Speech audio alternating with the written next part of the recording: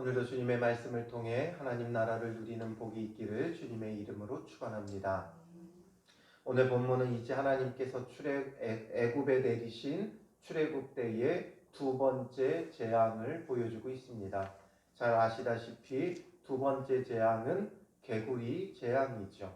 개구리가 무슨 재앙이 될까 싶지만 한두 마리 있는 것이야 어떤 사람들은 개구리를 귀여워하고 키우기도 하는데 그렇게 대단한가 싶지만 온 지면을 덮었다고 생각하면 이것이 장난이 아니죠. 가끔 이렇게 시골길을 가보면 그 시골길에서 비가 온 뒤에 이 논에서 올라온 개구리 때문에 너무 시끄러워서 밤잠을 잘 수 없을 정도일 때가 있어요. 길에만 개구리가 올라와도 그 정도인데 온 지면을 덮으면 얼마나 또 그것이 징그럽고 또 혐오스럽고 고통스럽고 괴로웠겠습니까? 오늘 본문에 보면 여호와께서 모세에게 이르시되 너는 바로에게 가서 그에게 이르기를 여호와의 말씀에 내 백성을 보내라. 그들이 나를 섬길 것이니라. 내가 만일 보내기를 거절하면 내가 개구리로 너의 온 땅을 치리라 말씀하시죠. 내 백성을 보내라. 그렇지 않으면 개구리로 온 땅을 치겠다. 이건 분명한 하나님의 징계예요. 하나님께서 치시겠다, 개구리로 치겠다 말씀하고 계시고 그대로 되어진다면 이 모든 것을 주관하고 주장하는 분은 하나님이시다라는 거죠. 그래서 개구리가 나일강에서 무수히 생기고 올라와서 내 궁과 내 침실과 내 침상 위와 내 신하의 집과 내 백성과 내 화덕과 내 떡반죽 그릇에 들어갈 것이며 개구리가 너와 내 백성과 내 모든 신하에게 기어오르리라 하셨다 하라 전하라는 거죠. 그런 다음에는 이제 모세에게 아론에게 명령해서 지팡이를 잡고 내 팔을 강들과 운하들과 못 위에 펴서 개구리들이 애굽 온 땅에 올라오게 하라 할지니라 말씀하셨고 아론이 이제 손을 내미니까 개구리가 올라와서 애굽 땅에 덮이게 되어지죠.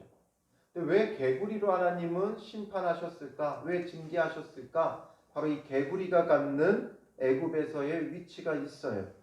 이 개구리를 그들은 우상으로 섬겼습니다. 왜 우상으로 섬겼냐면 여기서 말하고 있는 이 개구리는 우리가 아는 일반 개구리와는 조금 다른 특수한 종류예요. 그래서 히브리어로는 제파르떼아라는 개구리인데 이 개구리는 우리가 아는 작은 그런 개구리가 아니라 약간 두꺼비처럼 생겨서 폴짝폴짝 뛴다기보다는 기어다녀요.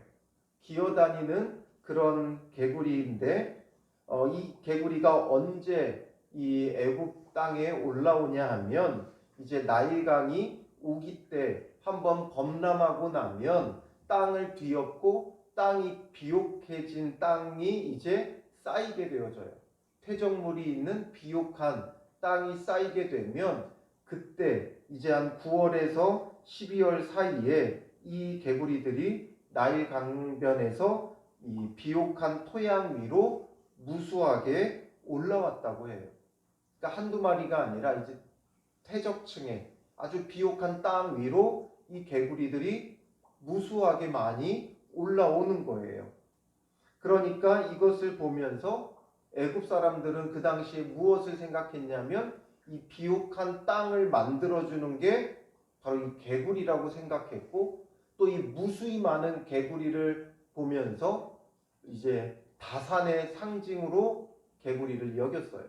그러니까 비옥한 땅, 무수히 많은 자손, 그래서 풍요와 다산을 상징하는 신으로 이 개구리를 섬겼어요. 그래서 개구리 모양의 머리를 가진 여신을 만들어서 그 여신이 바로 애굽의 신 가운데 헤카라는 신이에요. 풍요와 다산을 상징하는 개구리 모양의 우상을 만들었던 것이 바로 이 헤카라는 신이었어요. 그리고 그것을 섬기면서 풍요와 다산을 늘 간구했던 것이죠. 그러나 그 핵하신이 너희를 지켜주지 못한다. 하나님께서 개구리도 명하면 그들도 하나님께서 움직이고 하나님의 징계의 손길과 도구가 되어지는 것이지, 그 신이 너희에게 풍요를 가져다 준다거나 너희에게 다산을 가져다 주지 않는다라는 거죠. 결국에는 너희가 섬기는 그 신이 너희를 지키지 못한다. 오직 참된 신이 있다면 여호와 하나님 외에는 없다라는 것을 보여주기 위해, 하나님이 바로 참된 여호와이심을 보여주기 위해 바로 이 두 번째 재앙인 개구리 재앙을 하나님께서 주신 것이죠. 그런데 바로가 어떻게 해요? 요술사들을 시켜서 7절에 보면 자기 요술대로 그와 같이 행하여 개구리가 애굽 땅에 올라오게 하였더라. 이들도 마술로 몇 마리의 개구리는 올라오게 한 거예요. 그러니까 뭔가 이게 정말 신적 권능이라는 것을 인정하기를 싫어하죠. 그런데 하나님이 보여주신 것과 이 요술사들이 보여주는 것에 차이가 있어요. 그 차이는 뭐예요? 항상 요술사들은 보여지게만 한다는 거죠. 그러므로 하나님은 이 개구리를 무수하게 올라오게도 하지만 없앨 수도 있어요. 일시에 없앨 수도 있어요. 그러나 요술사들은 그 무수히 올라오는 개구리들을 없애지는 못하는 거죠. 한두 마리만 가져다가 풀어놓으면 마치 개구리가 올라오는 것처럼 보여지고, 지금 하나님께서 재앙을 내렸기 때문에 끊임없이 개구리는 올라오잖아요. 그러니까 뭔가 이들도 할 수 있는 것처럼 보이기는 하지만 이들은 개구리가 이제 못 올라오게는 못 만든다는 거죠. 그러니까 이제 바로가 두 손을 들어요. 처음에 피로 나일강이 변하게 했을 때는 그가 침묵해요. 그냥 버텨요. 왜냐하면 누군가가 근처에 물을 파가지고 물을 가져다 줬으니까 자기는 먹고 살만하니까 아마도 침묵했겠죠. 그런데 이제 개구리가 온 사방을 덮고 어디까지 올라온다 그래요? 떡반죽 그릇에도 들어간다라고 하니까 그의 먹는 식탁에도 마구 올라오고 더 이상 견딜 수가 없었던 거죠. 그러니까 바로가 모세와 아론을 불러서 여호와께 구하여 나와 내 백성에게 개구리를 떠나게 하라 말하죠. 정확하게 여호와께 구하여라고 말하고 있어요. 하나님께 구해야만 이 문제가 해결될 수 있다라는 것을 바로도 알았다는 것이죠. 바로 우리의 삶의 문제는 하나님 여호와께 구해야 돼요. 예수의 이름으로 하나님 여호와께 구해야 돼요. 이걸 바로도 알았다는 거예요. 결국 이 모든 것이 하나님의 손에 되어지고 있다는 것을 인정했기에 여호와께 구하여 개구리를 떠나게 하라는 것이죠. 그렇게 하기만 하면 8절에 내가 이 백성을 보내리니 이들이 여호와께 제사를 드릴 것이니라. 그렇게만 해주면 내가 이제 너희를 보내서 여호와께 제사 드릴 수 있게 해주겠다라는 거죠. 그러니까 모세가 바로에게 말해요. 내가 왕과 왕의 신하와 왕의 백성을 위하여 이 개구리를 왕과 왕궁에서 끊어 나일강에만 있도록 언제 간구하는 것이 좋을는지 내게 분부하소서 말하죠. 언제 내가 구해야 됩니까? 물어요. 왜 이렇게 물었겠어요? 그냥 없어지면 또 그냥 자연히 없어졌나 보다. 마치 그동안 그 범람했을 때 개구리가 올라왔다가 또 시간이 지나면 사라지듯이 그냥 그렇게 되어졌나 보다 생각할 수 있는 거죠. 그러니까 정확한 시간을 정해달라는 거예요. 그럼 그때에 하나님 앞에 간구하면 그때 하나님께서 정확하게 없애시면 이 모든 게 무엇이라는 거예요? 정확한 하나님의 징계였다는 것, 하나님의 뜻대로 움직여졌다는 것을 받아들이게 하려고 하는 거죠. 그러니까 자연스럽게 올라왔다가 자연스럽게 사라지는 것, 이전에도 있었던 거예요. 그 날짜 지정해라. 그럼 내가 그날 그 개구리들을 없애겠다 이거죠. 그러니 그가 내일이니라 말하죠. 내일이니라. 그러므로 모세가 왕의 말씀대로 하여 왕에게 우리 하나님 여호와와 같은 이가 없는 줄 알게 하리니 개구리가 왕과 왕궁과 왕의 신하와 왕의 백성을 떠나서 나일강에만 있으리이다 하고 말하죠. 왕의 말대로 정확하게 하겠다. 12절에 모세와 아론이 바로를 떠나가서 바로에게 내리신 개구리에 대하여 모세가 여호와께 간구하매 여호와께서 모세의 말대로 하시니 개구리가 집과 마당과 밭에서부터 나와서 죽은지라 사람들이 모아 무더기로 쌓으니 땅에서 악취가 나더라. 그 죽은 개구리들을 모으니까 어마어마했겠죠. 그러니까 부패되어지고 악취가 나게 되어지는 거죠. 하나님께서 이렇게 그들의 풍요와 다산을 준다라고 여겼던 헤카 여신을 하나님께서 심판하시는 것이 개구리 재앙이에요. 그렇다면 이 개구리 재앙은 오늘 우리에게 무슨 의미가 있느냐라는 거죠. 신기하고 놀라운 일들이냐? 아니에요. 풍요와 다산, 부를 가져다 준다 여기는 것이 헛되다는 것을 하나님께서 보여주시는 것이고 참된 부와 번성은 하나님께 있다라는 것을 보여주는 거예요. 풍요, 다산, 고대사회의 다산이 왜 중요하냐면 다산은 노동력이에요. 노동력과 직결되어져 있는 거예요. 많이 낳아야 그 집에 노동력이 생기고 노동력이 있어야 밭을 갈고 논을 농사하고 이러면서 풍요로움을 누릴 수 있죠. 아무리 땅이 있어도 노동력이 없으면 소용이 없어요. 그렇기 때문에 다산은 어떻게 보면 그 당시에는 그들의 재산이었어요. 또 풍요와 다산을 오늘 시대에 우리가 무엇이 가져다 준다라고 생각하고 있는가를 적용해 봐야 되는 거죠. 우리를 하여금 풍요롭게 해준다라고 하는 것이 결코 우리를 풍요롭게 하는 것이 아니고 오히려 그게 나에게 재앙이 될 수도 있는 거예요. 예를 들면 우리는 좋은 직장에 가기를 원하죠. 그 좋은 직장이 어떻게 보면 나에게 풍요로운 삶을 보장해 주는 것처럼 보여지기도 하지만 결국에는 그것 때문에 내 인생에 재앙이 될 수도 있어요. 교만하게 되고 많은 물질로 인하여 그 넉넉함을 누리다가 죄의 길로 걸어 들어갈 수밖에 없는 거죠. 돈이 많아지면 사람은 이상하게 부패하게 되어 있고 타락하게 되어 있어요. 역사 가운데 세계 역사 가운데 풍요로웠던 시대를 보면 전부 다 얼마나 성적으로 타락했는지 몰라요. 풍요로움은 사람으로 하여금 그 욕심과 정욕의 쾌락의 끝을 쫓게 만들게 되어 있어요. 그 물질로 인해. 그래서 결국 좋은 직장이 대기업이 나에게 풍요로움을 가져다 주는 게 아니라 오히려 나에게 재앙이 될 수도 있다라는 거죠.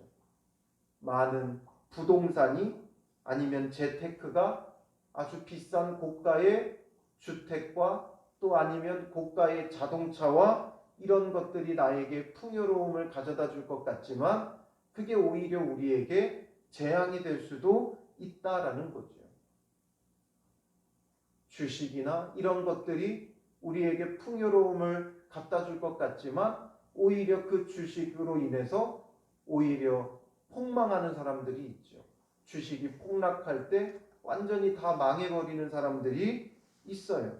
결국 우리가 풍요로움을 가져다 줄 것이다 생각하며 했던 모든 것들이 오히려 우리에게는 화근이 되고 재앙이 되는 거예요. 기업들이 망하는 이유가 무엇 때문에 그래요? 잘 되니까 망해요. 왜 잘 되니까 망해요? 잘 되니까 무리하게 사업을 확장해서 결국에는 망하게 되어지는 거예요. 결국 우리가 풍요로움을 가져다 줄 거라고 여기는 그 모든 것이 오히려 우리에게 망하게 하는 지름길이 되더라라는 것을 우리는 깨달아야 돼요. 결국 개구리가 풍요로움과 다산을 가져다 주지 못하는 재앙이 되었듯이 오늘 우리가 우리의 풍요로움을 가져다 줄 것이라고 기대하고 있는 것들, 그걸 온전히 내려놓고 오직 주님 안에서 주님이 주시는 정말 풍성함을 누릴 수 있어야 되는 것이죠. 참된 풍요로움은 오직 하나님 여호와께 있다라는 것을 우리가 발견할 수 있어야 하는 거예요. 그래서 하나님께서 이 개구리를 떠나게 하시니까 바로가 이제 어떻게 반응합니까? 15절에 보면 바로가 숨을 쉴 수 있게 됨을 보았을 때에 되어 있죠. 개구리들이 이제 죽고 뭔가 이제는 좀 숨쉴만한 거예요. 개구리들이 사라지니까 숨쉴만해지니까 그가 어떻게 되어져요?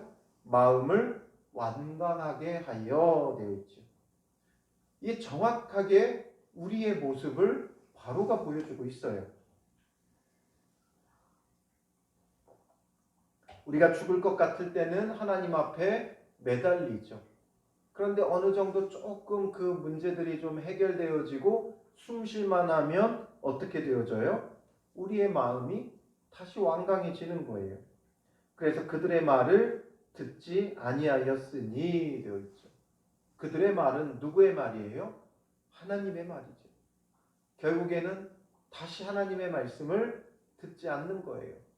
그래서 하나님의 말씀대로 그 백성을 내보내 이제 하나님을 섬기는 백성이 되게 하는 것을 또다시 바로가 거부하며 막아서게 되어지는 거죠. 이게 정확히 우리의 모습이죠. 정말 숨 쉴 수 없을 만큼 고통스럽고 괴로울 때는 우리가 하나님 앞에 엎드려요. 살려달라고 간구해요. 기도해요. 간절히 열심을 다해 기도하고 신앙생활을 하죠. 그런데 어느 정도 숨 쉴만해지면 우리의 그 기도가 느슨해지게 되어 있고 우리의 신앙의 열심이 사라지는 거예요. 그러니 영적으로 게을러지게 되어 있고 나태하게 되고 하나님의 말씀을 거부하죠. 그러니 오늘 우리의 모습을 살펴봐야 돼요. 이제 조금 숨 쉴만하다고 우리의 느슨해진, 우리의 나태해진, 뒷걸음질 치는 우리의 신앙을 다시금 돌아보며 주님 앞에 나아가는 믿음의 사람들이 되시기를 주님의 이름으로 축원합니다. 기도하겠습니다. 살아계신 아버지 하나님, 우리는 그동안 무엇이 우리에게 풍요로움과 다산을 가져다 준다 생각하며 바라보고 추구하고 있었습니까? 좋은 대학이, 직장이, 대기업이, 부동산이, 재테크가, 주식이 우리로 하여금 풍요롭게 하는 것이 아니라 주님이 주시는 참된 평안이 있을 때, 주님이 주시는 참된 하나님 나라가 있을 때, 하나님 나라를 기업으로 얻는 자가 되어질 때 우리가 참된 풍요로움을 누릴 수 있음을 주님 깨닫게 하여 주시옵소서. 많은 것을 가지고도 누리지 못하는 그런 인생이 되게 하지 마시고 오직 우리 마음에 참된 평안과 하나님 나라가 기업으로 주어져 하나님 나라를 마음껏 누리며 풍요로움을 누리는 복된 삶이 되게 하시고 부족함이 없고 나누며 베풀 것이 있는 복된 인생이 될 수 있도록 인도하옵소서. 우리의 신앙을 다시금 점검합니다. 우리가 숨쉴만 하기에 그동안 게을러졌고 나태해졌던 우리의 신앙을 다잡게 하여 주시고 오직 여호와 하나님 외에는 우리의 구원자가 없음을 바라보게 하시고 주를 바라고 오직 길이요 진리요 생명이신 예수님만 붙잡는 믿음의 사람들 되게 하옵소서. 세상에 헛된 것 구하지 말게 하시고 오직 참된 구원자이신 하나님 앞에 나아가 주의 구원을 바라는 믿음의 사람들 되게 하여 주시고 주를 바라는 우리에게 참된 평안으로 인도하여 주실 줄 믿사오며 예수님의 이름으로 기도합니다. 아멘.